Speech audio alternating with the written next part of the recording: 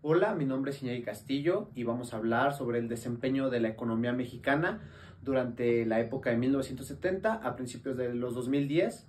Pero para hablar de todo esto y más que nada de la época de 1970, vamos a hacer una breve introducción sobre la época de los 60, sobre el decenio de los 60, ya que es una década de suma importancia porque se le conoce como la gran expansión económica.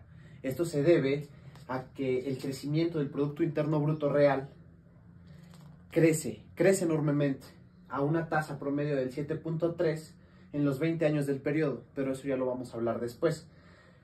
Es de suma importancia la década de los 60 porque durante el mandato de Gustavo Díaz Ordaz,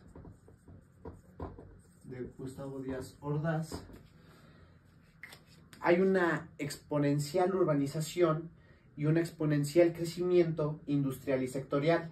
En términos per cápita, este crecimiento fue del 4% durante esa década, aunque se dejó de lado el crecimiento agrícola y agropecuario, esto acrecentando el crecimiento de la población de ingreso medio y la pobreza. Entonces, a pesar de que hubo una intensa urbanización y crecimiento industrial, se dejó de lado el crecimiento agrícola y agropecuario. Además de que en la época de los 60 se siguió con el crowding in, en la cual la inversión pública generó más inversión privada. ¿Esto qué quiero decir? Que en la economía mexicana se aprovecharon externalidades positivas y economías de escala, por lo cual hubo una inversión pública muchísimo más grande y, como sabemos, hubo más creaciones. O sea, la inversión pública se destinó a creación de carreteras, a creación de infraestructura pública,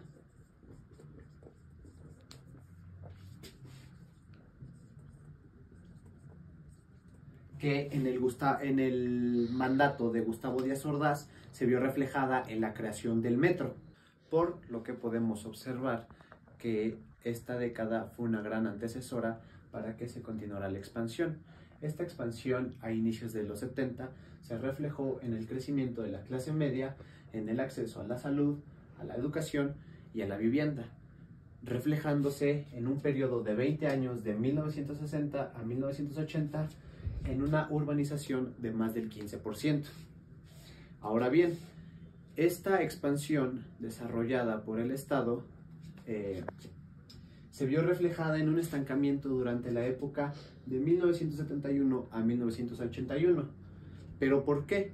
Si durante esta época el crecimiento real del Producto Interno Bruto fue de aproximadamente del 6% anual, un crecimiento alto. ¿Por qué hubo un estancamiento? Esto se debe a que el gasto público fue la guía del desarrollo de la expansión, lo cual terminó estancando este periodo. ¿Por qué?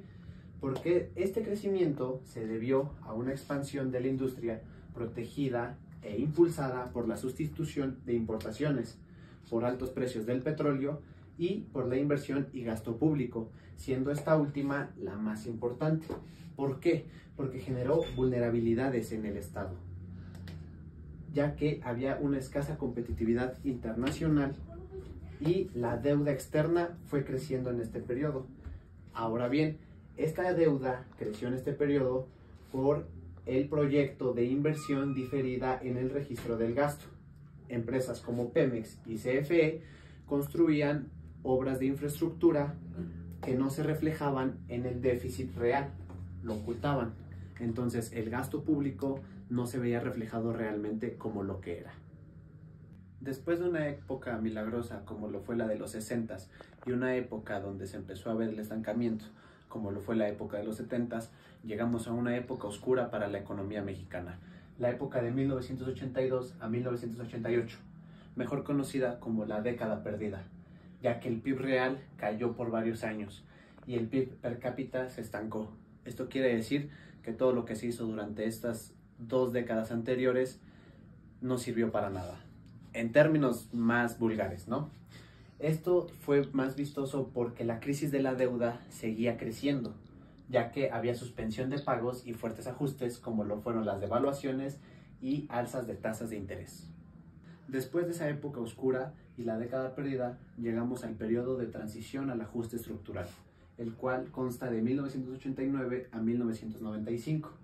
En esta transición hubo desregulaciones, privatizaciones y destacamos la globalización del mercado mexicano al mercado internacional, habiendo una apertura previa al Tratado de Libre Comercio de América del Norte. En este periodo vamos a destacar 3 años, el cual es 1993, en el cual Salinas de Gortari aplica una reforma monetaria, el famosísimo nuevo peso, la transición de los viejos pesos al nuevo peso, el cual fue una reforma alternativa ante la alta inflación y a la pérdida del poder adquisitivo que hubo en ese entonces. La segunda fecha es la del 95, en el cual se llama la famosísima crisis de tequila, en la cual hubo una devaluación del casi 100%, hubo un alza de tasas al 75% y el Producto Interno Bruto cayó 6.2 en este año. Después destacamos la 96 y 97 porque en esta época hubo una recuperación en V, ya que el PIB creció 5.1 en el 96 y 6.8% en el 97. Después de la estructuración y regulación del mercado y globalización mexicano, llega la estabilización y el crecimiento moderado, que data de 1996 a aproximadamente 2010-2012. Esta estabilización y crecimiento moderado está aunado al crecimiento del Producto Interno Bruto del 3% anual entre 1996 y 2012 y aproximadamente del 1.4% per cápita entre ese mismo periodo. Ahora bien, ¿cuáles fueron las acciones destacadas para que hubiera esta estabilización? Aparte de la globalización derivado del Tratado de Libre Comercio, esto se debió a que tuvieron o mantuvieron bajo control la inflación. Dentro del periodo 1996 a 2012 se redujo la inflación del 37% a solo 4%. Y algo muy importante fue el comercio exterior. Como lo he dicho, Estados Unidos fue el que nos ayudó con el Tratado de Libre Comercio a que este comercio exterior se volviera parte fundamental de nuestra economía. Del periodo 1984 a 2012 tenemos que creció el comercio exterior del 27% al 68%. Esto quiere decir que creció exponencialmente el comercio exterior y fue uno de los principales estabilizadores de la economía. Esto se derivó ya que hubo manufacturas y exportaciones petroleras como motores clave. Ahora bien, ya sabiendo un poco más del contexto de todo este periodo a lo largo de la historia de la economía mexicana, vamos a destacar 4 principales aciertos en cuestión de las políticas económicas que se establecieron durante este periodo. Destaco muchísimo más lo que fue la globalización y la entrada al comercio internacional, que fue lo que nos dio apertura a que pudiéramos estabilizarnos y seguir creciendo económicamente.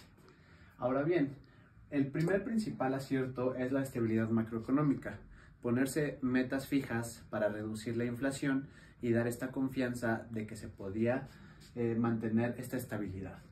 La segunda, como ya mencioné y para mí la más importante, es la apertura comercial al comercio internacional y el Tratado de Libre Comercio de América del Norte, el cual nos abrió muchas puertas y junto con los países vecinos nos ayudó a desarrollarnos mucho mejor en cuestión de infraestructura y logística, industrialmente hablando. Ahora bien, la tercera, pero no menos importante, es la modernización financiera, más que nada en el periodo del 96-95, en el cual está la creación de la Afore, la creación del Buró de Crédito, la recapitalización bancaria y la captación de inversión extranjera. Como vemos, la globalización sigue siendo factor importante para estos aciertos. ¿A qué se refiere con la recapitalización bancaria? Se refiere a la independencia, y es un punto muy importante, la independencia del Banco de México, lo cual nos ayuda a regular las tasas de interés y las tasas fijas, que esto se vio igual en pandemia, que al ser una institución autónoma e independiente nos ayudó a aumentar las tasas de interés para que la gente se pusiera a ahorrar debido a este tipo de recesiones. Y la última es la disciplina fiscal, en la cual la principal acción y estrategia fue la reducción de la deuda externa derivada de esta reacción en cadena de las empresas como lo fueron Pemex y CFE. Los desaciertos por parte de las políticas mexicanas durante este periodo fueron principalmente 5, en los cuales destacas el crecimiento insuficiente de la economía mexicana. Recordamos que durante el periodo 1996 a 2012 el crecimiento del Producto Interno Bruto fue del 3%, en donde este 3% no fue de mucha ayuda para lograr que haya empleos formales y tampoco redujo la pobreza de manera significativa. La dependencia petrolera, en donde Pemex siguió financiando gasto corriente. En el periodo del 2000 al 2008, más del 50% de la inversión total de Pemex fue mediante PIDIREGAS. Recordamos que PIDIREGAS es el proyecto de inversión en donde se redirige el gasto corriente, ocupando la deuda externa para pagar estas financiaciones, estas infraestructuras, pero ocultando el déficit real. La productividad estancada se refiere a que las industrias protegidas en la década de los 70 no fueron lo suficientemente competitivas para seguir subsistiendo durante este periodo, por lo que su estancamiento provocó la desaparición de las mismas. Volvemos al tema del Pemex, en el que en el año 2009 las inversiones de Pemex salen del presupuesto ocultando déficits y agregando el pasivo contingente. El gasto público fue la principal razón del estancamiento del desarrollo después de todo este periodo. ¿Por qué? Porque el gasto público venía de la deuda externa. Recordamos que durante la época de los 70s se ocupó el gasto público por medio de la deuda externa para financiar este tipo de infraestructuras de empresas mexicanas, por lo cual, a pesar de que se siga invirtiendo en industrias como Pemex, realmente si hacemos las cuentas corrientes de cada año, tenemos un saldo negativo y por lo cual deducimos que no es rentable seguir manteniendo este tipo de empresas. Entendiendo el contexto histórico y los aciertos y desaciertos a lo largo del periodo, políticamente hablando, ¿cuáles son los retos y riesgos de la economía actual? Pues uno de los retos y riesgos es la baja productividad total de factores. Esto quiere decir la formalidad en los empleos, el aumento de salario mínimo y la competitividad a nivel internacional. Fiscalmente hablando, podemos decir que la evasión de impuestos y la baja recolección de los mismos no da pie a que prioricemos esta inversión pública. Otro de los retos es el pasivo pensionario y los contingentes, en el cual los sistemas de pensiones públicos y de Pemex comprometen más del 100% del PIB en pasivos futuros.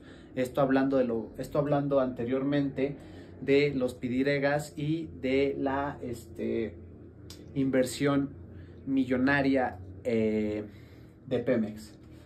Ahora bien, hablando de Pemex, su dependencia, sigue habiendo altos costos y baja inversión, por lo que reitero que no es una empresa rentable y que termina trayendo más riesgos que beneficios. La desigualdad y brechas regionales también es un punto muy importante a destacar como posible reto, ya que las zonas rurales y sur del país no tienen tanto desarrollo como se espera o no hay tanto producto como lo hay en el norte y en el centro de México.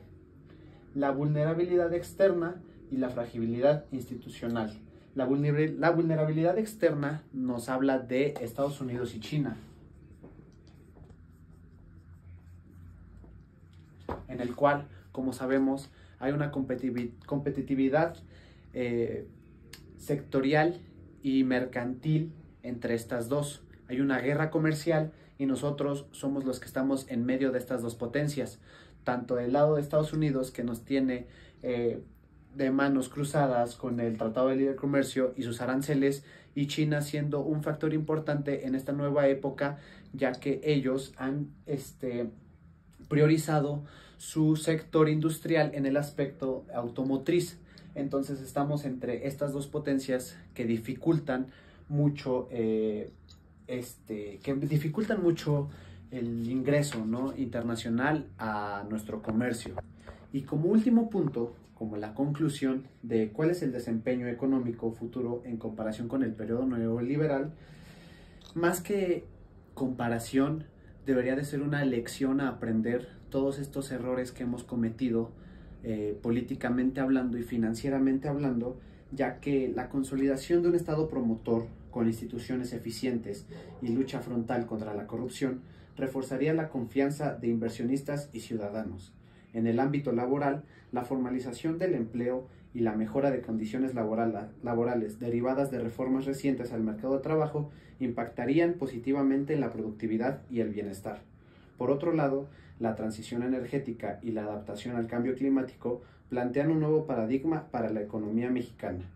El aprovechamiento de energías renovables, la promoción de tecnologías limpias y la financiación verde representan una oportunidad para transformar la matriz productiva. Si México logra diversificar su estructura productiva, fortalecer su aparato institucional y elevar su capital humano, el ritmo de crecimiento podría ubicarse en torno al 4% anual en la próxima década, superando el desempeño promedio del periodo neoliberal. Sin embargo, esta proyección está sujeta a la resolución de tensiones políticas, la estabilidad macroeconómica y la evolución del entorno global. Como podemos ver, son soluciones ahorita actualmente utópicas, ya que la problemática actual es global, no solo nacional. También no hay que dejar de lado el lado social.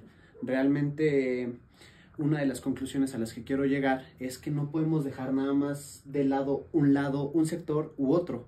Tiene que haber una compaginación en la cual haya un punto de equilibrio para que pueda haber un desarrollo verdaderamente bueno. A lo que me refiero es de que, por ejemplo, en la década de los 60, que fue un auge económico con Gustavo Díaz Ordaz, presenciamos una de las mayores hazañas históricas, hablando mal, porque vivimos el año 68, ¿no? La matanza de Tlatelolco. Entonces, esta compaginación debe estar abierta para que haya un desarrollo sostenible y sustentable. El hecho de que, por ejemplo, actualmente se esté dejando de lado el lado social, como históricamente siempre ha pasado, va a dar pie a que sigamos repitiendo la historia, repitiendo incluso el periodo neoliberal, si es que seguimos así. Entonces, primero hay que estar conscientes de que la política global está en un estado crítico, con un posible riesgo de recesión global derivado de psicópatas como lo es Trump, con el impuesto a los aranceles a todos los países y la guerra comercial con China, ¿no? Entonces, como conclusión es esa, que haya un desarrollo sustentable y sostenible tanto social como económicamente. No podemos dejar de lado una y no podemos subsistir solo de otra.